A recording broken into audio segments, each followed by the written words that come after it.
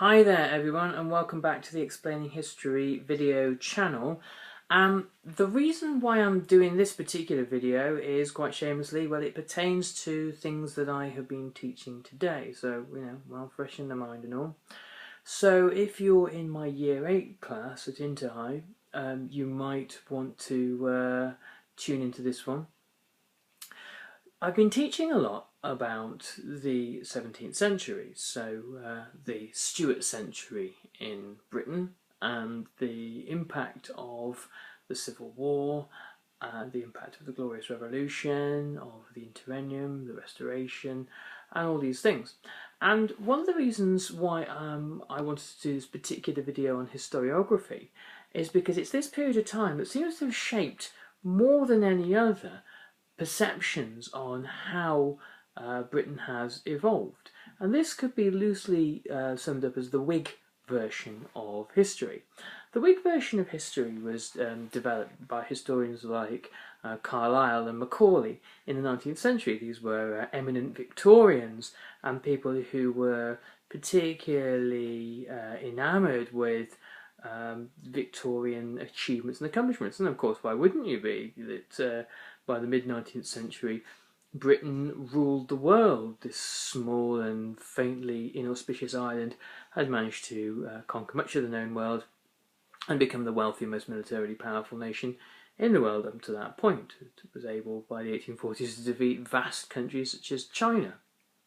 1857 was able to subjugate India. So it seemed like we got something right, or it seemed like they had got something right. And men like, historians like Carlyle and Macaulay looked backwards to the previous centuries, and their question was, how has this all come to pass? How have we managed to achieve a stable parliamentary democracy, military power and economic power? And they looked to the 17th century and said, well, that's your answer.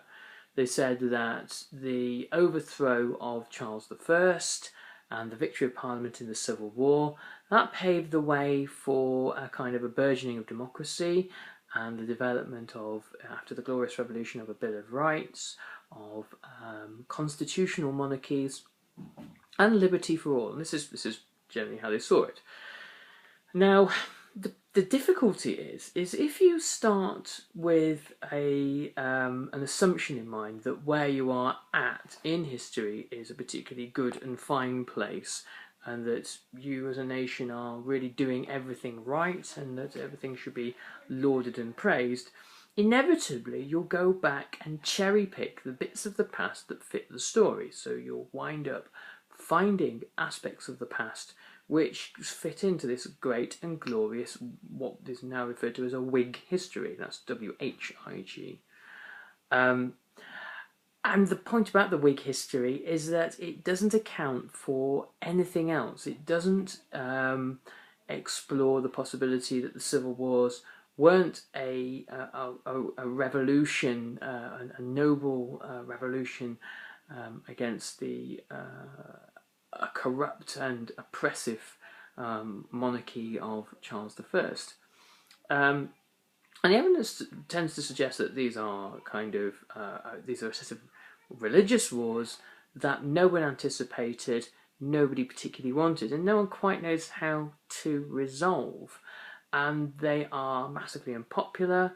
The ordinary people of the three kingdoms of England, Scotland, Ireland, and of Wales indeed, don't view themselves as being mercifully liberated from the oppressive tyranny of Charles.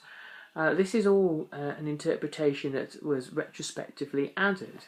So the Whig version of history, which some historians even today still laud and think of is really quite rather special and important, is kind of out of date, and it's something that's worth being very wary about.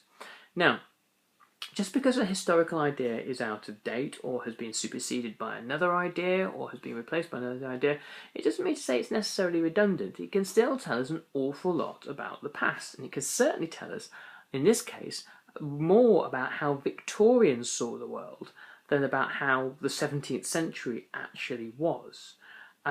So historiography is a very interesting and fluid process, and we've got to bear in mind really the writers of history and look at the historical context in which they existed.